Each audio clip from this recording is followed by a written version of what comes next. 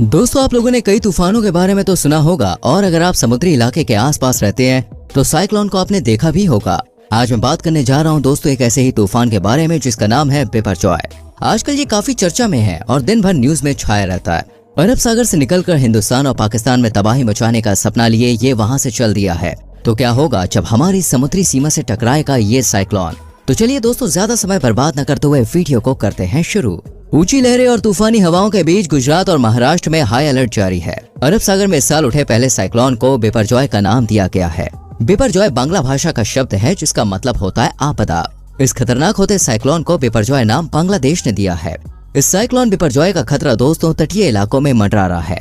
IMD वैज्ञानिकों ने कहा है कि साइक्लोन अगले 12 घंटे में बेहद ही गंभीर और खतरनाक साइक्लोन बन जाएगा। 14 जून तक ये उत्तर की ओर और फिर सौराष्ट्र कच्छ तट की ओर बढ़ेगा, जिसे ये 15 जून को दोपहर तक पार कर जाएगा। बिपरजॉय के कारण 15 जून को गुजरात के कच्छ और पाकिस्तान के कराची में काफी नुकसान हो सकता है। आइए बताते हैं आपको बिपरजॉय है क्या। पिछले कुछ दिनों में अरब सागर में रहने के बाद ये साइक्लोन 6 जून की देर रात तेज हो गया। साइक्लोन बिपरजॉय भयानक चक्रवाती साइक्लोन में तब्दील हो गया और इसके बाद जल्द ही सौराष्ट्र कच्छ तटों पर मांडवी जखाओ बंदरगाह के पास पहुंचने की आशंका है। भारत मौसम विज्ञान विभाग ने आसपास के तटीय इलाकों के लिए ऑरेंज अलर्ट जारी किया है। इन सब के बीच साइक्लोन के कई खतरनाक वीडियोस और तस्वीरें सोशल मीडिया पर वायरल हो रही है जो लोगों को डरा रही है। एक वीडियो जो सोशल मीडिया पर वायरल हो रहा है, इस वीडियो में दोस्तों गणपति पुले में साइक्लोन ने समुद्र को उफान पर पहुंचा दिया है। लोग दहशत में भागते हुए दिखाई दे रहे हैं क्योंकि सामने से अचानक तेज लहरें उठती है और पूरे इलाके को अपने आगोश में ले लेती है। रिजल्ट ये है कि कई लोग रेत पर गिर जाते हैं, यहाँ तक कि जो ये वीडियो बना रहा है वो भी लहरों की चपेट में आकर गिर जाता है। इस बीच गुजरात प्रशासन साइक्लोन से निपटने की तैयारी कर रहा है। कच्छ जिले में सोमवार को तटीय गांव में सेक्शन 144 लागू कर दिया गया, जिसका मतलब ज्यादा लोग एक साथ इकट्ठे खड़े नहीं हो सकते। इस इलाके में साइक्लोन का गहरा असर पड़ने की पूरी कोशिश है। साथ ही दोस्तों मौसम एजेंसी ने 15 जून तक इलाके में मछली पकड़ने के कामों को पूरी तरह से रोक लगाने की सलाह दी है। IMD ने समुद्र में लोगों को किनारे पर न लौटने को कहा है और वहां पर की जाने वाली इलीगल एक्टिविटी को निपटने के लिए भी कहा है। IMD की ओर से कहा गया है कि साइक्लोन की कंडीशन को देखते हुए स्टेट गवर्नमेंट को कड़ी निगरानी रखने और मौजूदा कंडीशन की निगरानी करने और एहतियात बरतने की सलाह दी है। जिले के कलेक्टर को इस पर नजर रखने को कहा गया है। इस साइक्लोन को लेकर विशेषज्ञों का कहना है कि अरब सागर के ऊपर साइक्लोन का तेजी से बढ़ना असामान्य और खतरनाक है। गर्म अरब सागर में हवा की कंडीशन 144 किलोमीटर प्रति घंटे तक बनाए रखने में मदद की है। अरब सागर की गर्मी और ऊर्जा के कारण बिपरजॉय निरंतर बना रहा और तेज होता रहा। बिपरजॉय को लेकर चेतावनी क्या है? दोस्तों, साइक्लोन बिपरजॉय अरब सागर में केंद्रित है। ये पोरबंदर के दक्षिण पश्चिम में लगभग 450 किलोमीटर की दूरी पर है। इसके नॉर्थ में बढ़ने का आइडिया पहले से है। ये 15 जून की दोपहर तक कच्छ के तट को पार करेगा, जिसकी रफ्तार 125 से 135 किलोमीटर प्रति घंटा तक हो सकती है। मौसम विज्ञान के महानिदेशक डॉक्टर मृत्युंजय महापात्रा ने बताया कि 15 जून को सबसे ज्यादा खतरा है और सब लोगों को घर के अंदर सुरक्षित रहने को कहा है। इसके आने से पेड़, बिजली के खंभे, सेल फोन टावर उखड़ सकते हैं, जिसकी वजह से बिजली और टेलीकॉम को प्रॉब्लम आ सकती है। इसकी वजह से दोस्तों खड़ी फसलों का भी नुकसान होगा। आइए बात करते हैं कि कैसी है सरकार की तैयारी। होम सेक्रेटरी अजय भल्ला ने संडे को साइक्लोन बिपरजॉय से निपटने के लिए केंद्र सरकार और गुजरात सरकार के अलग अलग डिपार्टमेंट को तैयार किया है। गुजरात सरकार ने NDRF और SDRF को तैनात किया है। मौसम विभाग की चेतावनी के बाद गुजरात के कई जिलों को अलर्ट पर रखा गया है। इन एरिया में कच्छ, जामनगर, मोरबी, सोमनाथ, पोरबंदर और देवभूमि शामिल है।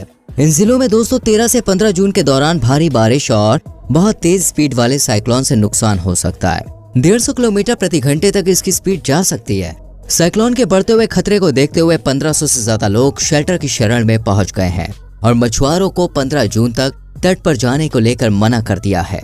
साइक्लोन बिपरजॉय के खतरे को देखते हुए देवभूमि द्वारका जिले में स्कूलों को 15 जून तक बंद रखेंगे। देवभूमि द्वारका के कच्छ और शिवराजपुर के मांडवी बीच को लोगों के लिए बंद कर दिया गया है। साथ ही दोस्तों ओखा द्वारका की नाव यात्रा पर भी रोक लगा दी गई है। इसके अलावा कच्छ के उपायुक्त अमित अरोड़ा ने कहा है कि 72 गांव के 8000 से ज्यादा लोगों को अलर्ट कर दिया गया है। हालातों को देखते हुए NDRF और SDRF टीम को तैनात कर दिया गया है, जबकि जामनगर, मोरबी और कच्छ जिलों में अगले दिन तक टीमों की निगाहें रहेंगी। चक्रवाती तूफान बिपरजॉय ने गुजरात के तट से टकराने से पहले ही खतरनाक रूप अख्तियार कर लिया है।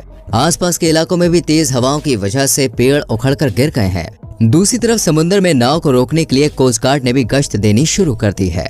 एनडीआरएफ की 7 टीमों को गुजरात में तैनात किया गया है। भारतीय मौसम विभाग के अलर्ट के मुताबिक सौराष्ट्र, कच्छ के साथ उत्तर और सेंट्रल गुजरात के गांधीनगर और अहमदाबाद तक इसका असर पड़ेगा, लेकिन इसका एपिसेंटर कच्छ ही रहेगा। ऐसे में दोस्तों कच्छ के लोगों में 1998 में आए चक्रवात की जो यादें हैं वो ताज़ा हो रही हैं, जब जून के महीने में ही आए समुद्री तूफान ने भयंकर तबाही मचाई थी। बिपरजॉय को भी 1998 के तूफान की तरह ही बेहद ही खतरनाक माना जाता रहा है। उस तूफान का लैंडफॉल गुजरात में हुआ था। बिपरजॉय के भी गुजरात के तट पर लैंडफॉल करने की संभावना है। तब वह चक्रवात सिंध गुजरात बॉर्डर पर 8 जून को टकराया था। यह विनाशकारी चक्रवात 4 जून को बना था और 8 जून को दोस्तों इसका लैंडफॉल हुआ था। इस चक्रवात में 165 किलोमीटर प्रति घंटे की रफ्तार से हवाएं चल रही थी। इस चक्रवात से पूरे देश में 10,000 लोगों की मौत हुई थी। इसमें ज्यादा मौतें गुजरात में सामने आई थी। गुजरात में 1173 लोगों की मौत हुई थी। 1500 से ज्यादा लोग लापता हुए थे। इस तूफान की तबाही का मंजर ऐसा था कि कच्छ के लोग आज भी इस तूफान को याद करके कांप उठते हैं। कांडला को हुआ था नुकसान। कांडला बंदरगाह को दोस्तों पूरी तरह से खाली करवा लिया गया है।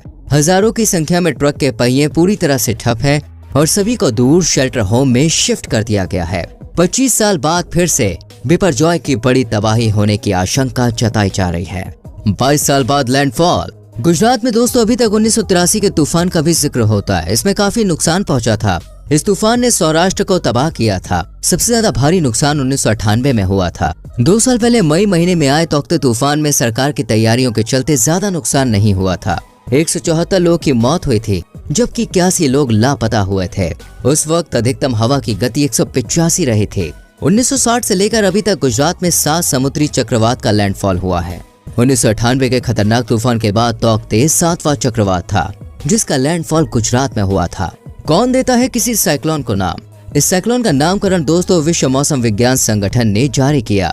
दरअसल जब एक ही जगह पर कई साइक्लोन एक्टिव हो जाते हैं, तब ऐसी कंडीशन में अफवाह को रोकने के लिए WMO के निर्देशों के मुताबिक साइक्लोन का नामकरण किया जाता है। अटलांटिक इलाके में तूफानों के नामकरण की शुरुआत वर्ष 1953 की एक एग्रीमेंट से हुई, जबकि हिंद महासागर से जुड़े 8 देशों ने भारत की पहल पर इन तूफानों के नामकरण की व्यवस्था साल 2004 में शुरू की। इन 8 देशों में Bharat, Bangladesh, Maldives, Myanmar, Oman, Pakistan, Thailand और श्रीलंका शामिल है। साल 2018 में ईरान, कतर, सऊदी अरब, UAE और यमन को भी इसमें जोड़ा गया, यदि किसी साइक्लोन के आने की संभावना बनती है। तूफानों के नामकरण के लिए ऑड इवन फॉर्मूले का भी यूज किया जाता है। इवन साल जैसे अगर 2002, 2008, 2014 में अगर साइक्लोन आया है तो उसे एक मेल नाम दिया जाता है। वहीं ऑड साल जैसे 2003, 2005, 2007 में अगर साइक्लोन आया है तो उसे एक फीमेल नाम दिया जाता है। तो दोस्तों उम्मीद करते हैं कि इस वीडियो के थ्रू आपको पूरी जानकारी मिल गई होगी। कुछ कहना चाहते हैं तो कमेंट सेक्शन में लिख सकते हैं। वीडियो को लाइक और शेयर भी करें और आने वाली वीडियोस को देखने के लिए चैनल को सब्सक्राइब करके बेल आइकन प्रेस करें, जिससे आने वाली वीडियोस मिस ना हो। मिलते हैं अगली वीडियो में। Till then bye bye, take care.